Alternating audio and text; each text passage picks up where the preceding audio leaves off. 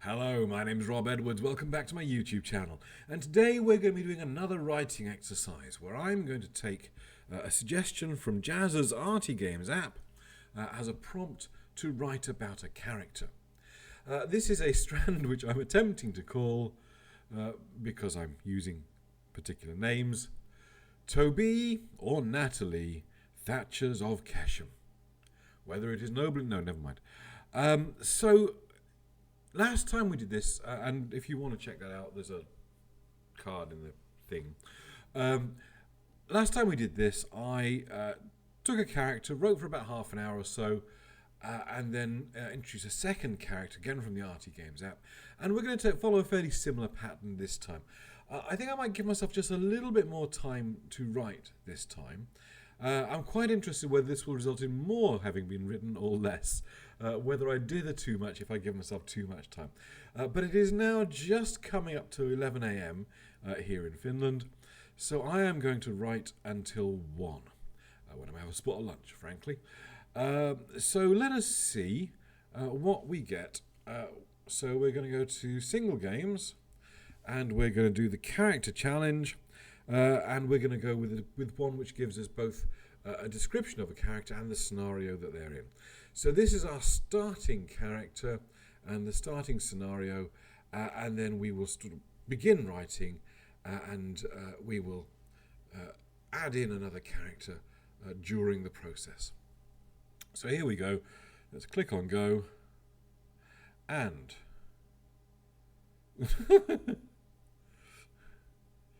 okay. Well, this, my friends, is going to represent something of a challenge. Okay, well, here we go.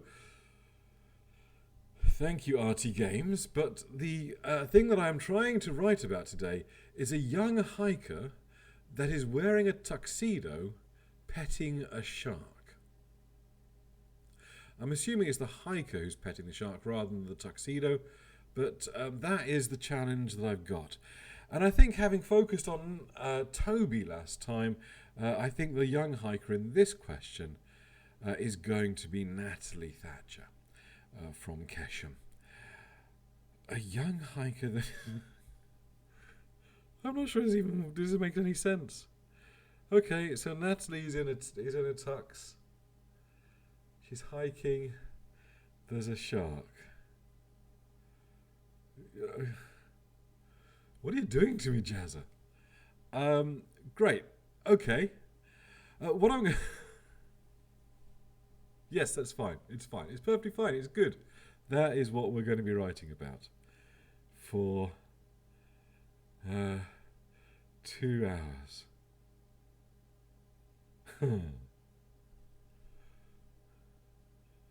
What? So I've had a bit of a think, and I think I have a starting point. This is actually an anecdote from my real life, going back to, I guess it would have been 1993, so a long time ago now, but we are supposed to be writing about a young hiker. We had a great time at our graduation ball. When we graduated from university, the University of Bath, we had a great time at the grad ball. And we got home and we decided that we didn't actually want to quite stop yet. We didn't want to go, it was sort of 4 or 5 in the morning, but we didn't want to go to bed just yet. So we decided we would go and have breakfast on the beach at Weston-super-Mare. So we piled into my mate Phil's car and we drove to Weston-super-Mare, and we had a barbecue with a palm tree, because we had a paper mache palm tree from a cocktail party earlier in the year, and we built this palm tree on the beach, and we had a barbecue at like 5 in the morning at Weston-super-Mare. And I think that I'm going to take that as my inspiration as to why Natalie Thatcher is going to be hiking in her tuxedo. I think that quite nice. That gives me my starting point. I was a bit worried we weren't going to get anything, but now we have a starting point, so now I can write. Fantastic. Back to it.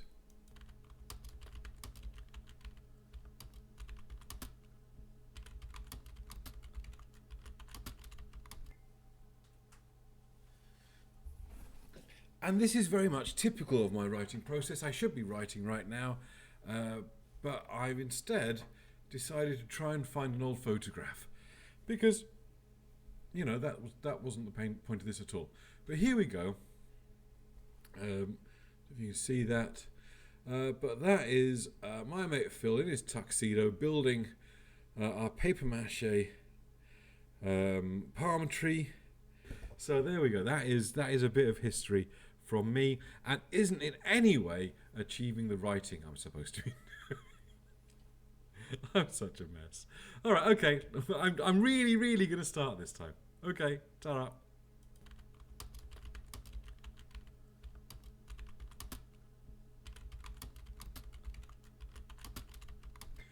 So I've been writing for about an hour now, and I'm making some progress. I've got about 500 words down, so that's pretty good going. But I think it's time to introduce a new element to the story, and I'm going to use the app on my phone again, just to give us a new suggestion, just to add something extra. And here we go. Let's have a go. Just going to do the design this time, not a scenario, because that complicates matters sometimes. And here we go. What are you doing to me, Jazza? Okay, so what we've got to include now is, can you see that? An old siren that's wearing a ninja mask who has an ugly umbrella.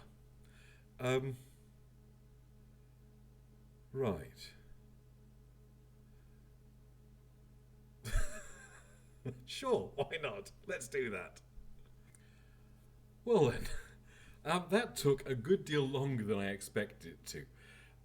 It's actually been about 3 hours of writing now, and I've got a word count of about 1,600 words. So it's not a huge epic.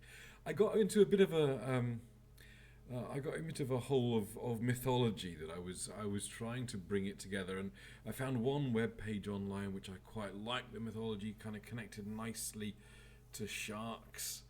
But then I checked my sources, and this shark myth wasn't really a shark myth, but I was kind of committed by that point. And as you'll see, it's kind of a bit odd. It's not the best thing I've ever written, but it is something new. It's something I would not have written without challenging myself like this, and it was a lot of fun to do. So I hope you get something from it. It really is a thing in two halves, though. It needs a good edit pass to make it more coherent, but it is what it is for a first draft. See what you think of it. It hadn't been a great party, just a long one. When Natalie Thatcher finally made it back to her parents' summer home, silver sunlight had already begun to paint the underside of clouds in the east. The cold air was clear and sharp, made everything more vivid. She trailed her fingers through her mother's roses as she walked up the garden path to the back door. The flower's petals were soft, fragrant, cold and damp with dew. Now that the sound of Steve's car had faded into the distance, the whole world was strangely silent. A familiar world rendered somehow strange. No, not a great party. There'd been tears, shouting, brittle words best left unsaid. But Natalie was calm, at peace. She wouldn't let it touch her. Not now, not in the perfect stillness of a Kesham dawn. The old green door was a touchstone of her childhood. The family had come here every summer, and seeing that door, paint peeling, a wrought iron door knocker in the shape of a dolphin leaping, seeing that had always meant the start of her summer. An album of fond memories of picnics on the beach and long walks on the coastal trails. She was here alone this year. Her brother Toby was away on his gap year, and her parents had decided to try a holiday abroad. But Natalie had needed the quiet. The key refused to turn at first. There was a knack to it, and she pushed her shoulder against the old warped wood until the door shifted in its frame just enough to let the key turn. She all but fell through it into the tiled hallway. Home. She was tired, stretched thin, sober enough now to know that she would wake up to a hangover. It didn't appeal, not yet. The family's hiking boots were lined up on the boot rack. Natalie shucked off her scarlet heels and reached instead for her dusty brown walking boots. She had to pull up the cuffs of her tuxedo trousers to get the boots on. The old leather was soft, pliable, comfortable after a night in party shoes. She'd been trying to make a point wearing a tuxedo instead of a party frock. She'd made the point, but she wasn't sure if anyone had caught it. It didn't matter. None of it mattered. The tuxedo, Steve, hard words, green doors, none of it mattered. Not in the silent grey morning. Natalie stepped back out into the dawn and pulled the door closed behind her. She put one foot in front of the other, let her boots take her where she needed to be. Out through the village, where the pavement gave way to the crunch of sand under boot. She paused at a rambler's signpost, eschewed the direct path to the beach, instead following her feet along the path leading up to the headland. The path wound steeply upwards, rocks worn by many feet, marking the way through spiky-edged grasses. As she climbed, the sound of the sea grew, waves breaking on the cliff.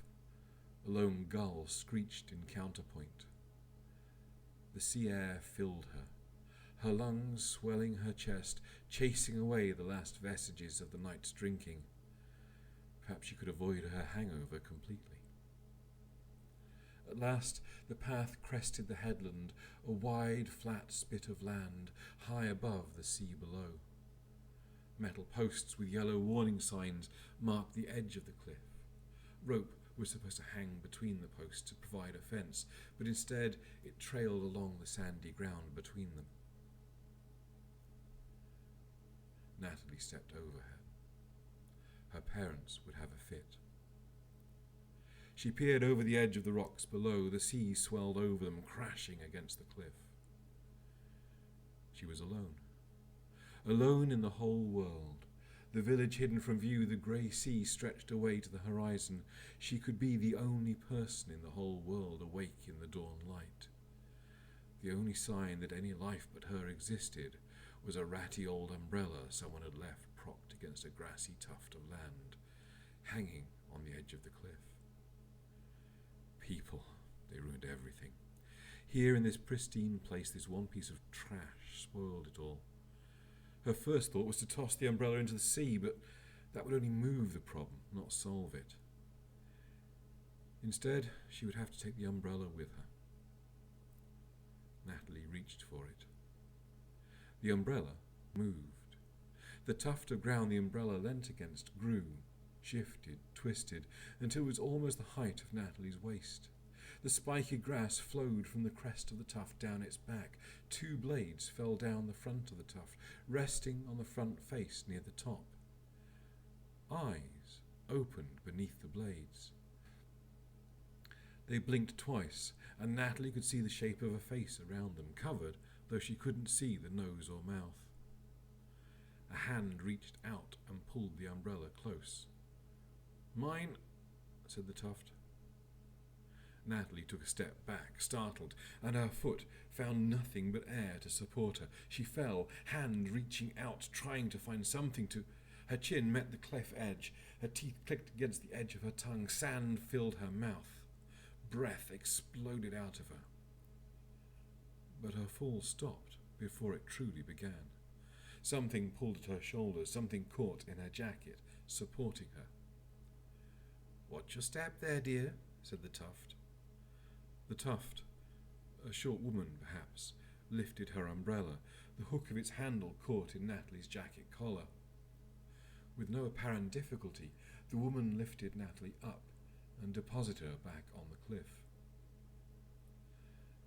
Natalie's heart raced. Adrenaline coursed through her, chasing questions that started with words like what, how, and why. She grabbed at one. "Who are you?" Sorry to have startled you, the woman said, her voice dry. Lamia is my name. Natalie Thatcher. Lamia blinked. You're strangely dressed for a morning stroll, if you don't mind me saying. And you're made of grass, sand, and umbrella, Natalie wanted to reply. Instead, she said, there was a party. I had an argument with my boyfriend, a serious one. I needed to clear my head. Boyfriends can be tricky, Lamia said. The seagrass that made up her eyebrows wiggled knowingly. My last boyfriend, well, his wife found out about us. It didn't end well. I'm sorry to hear that. Sand shifted into a shrug. It was a very long time ago, dear. Natalie sat, gingerly choosing a spot where the cliff edge was secure. She dangled her legs over the edge and looked down into the swell. Lamia shuffled up beside her. I think I'm going to be alone now for a while, Natalie said. I wanted things to stay the same. I came back here to Kesham because that's how it always has been in the summer. But I think my brother had the right idea. My folks too. Perhaps the time for all this has passed. For me, anyway. I was trying to find a me who doesn't exist anymore. Lamia bobbed her head. We all change. It's a gift when you notice it. More so if you learn to handle it with grace. How did you handle it? Badly. Lamia seemed to shrink in on herself. I swam some dark waters. Learning that, I can tell you. Made some decisions I regret. I went through a series of me's who... I don't like to think about them. But time heals all, even the things we see as unhealable, if you let it. Natalie nodded. I guess I need to find out who I am now. There's no coming back, not this time. She held out a hand in front of her. It had stopped shaking. Her heart rate was fading back to normal.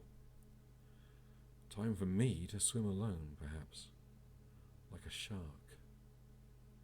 Common misconception, Lamia muttered. Sorry? Sharks. They aren't as solitary as people say. I mean, there are a few antisocial bastards, right enough, but sharks are generally social creatures amongst themselves, anyway. Then I guess I need to swim like an antisocial bastard shark. For a short while, anyway. They both laughed. The sun was up now. It was daytime. From the village back down the hill, the sounds of civilization returned. This was nice, Lamia. I was very happy to meet you. Same, dear. What are you going to do now? Natalie stood, carefully stepping back from the edge. Time to go home, I think. My real home, back in the city. I don't know that I'll be back this way for a while. I'll remember it fondly, though. Lamia shifted, gathering her full height, propping herself up with her umbrella. For the first time, Natalie noticed that Lamia had serpentine tail instead of legs. It's been a very long time since I've had a nice chat with someone. I thank you for it, Lamia said. Would you consider a gift from an old siren of the sea? Thank you, but you don't need to give me anything. Nonsense, dear. If this is really the last time you will be here, I should give you a real memory to take away. One last bit of magic. Natalie nodded. Sure, why not? That would be nice. Lamia's eyes twinkled. Don't worry, this is only temporary. Say hello to my kids for me. What do you... Water crashed around Natalie. A shark swam around her, more than one. There must have been a dozen of them circling her in a widening spiral. Natalie reached out and stroked the closest. Underwater, in the cold dark, Natalie forgot to be afraid and petted the shark. Well, there we go. That's what I got to. That's the story that I came up with for my 2 prompts. I really hope you enjoyed that. I had a brilliant time writing that. I had a lot of fun with it. As I say, not a perfect story by any means, and not one I would necessarily submit to anywhere as a story to publish. But for a little writing exercise, a lot of fun. Thank you very much for watching. I hope you had fun with that as well. If you want to see more about me as a writer, then there is a box over here. If you want to see more about me and geekery generally, there is a box over here. There is also a subscribe button. And if you're interested, there is a link to my Patreon down in the description as well. Do with that as you will. In the meantime, thanks for watching, and I'll catch you next time. Cheers.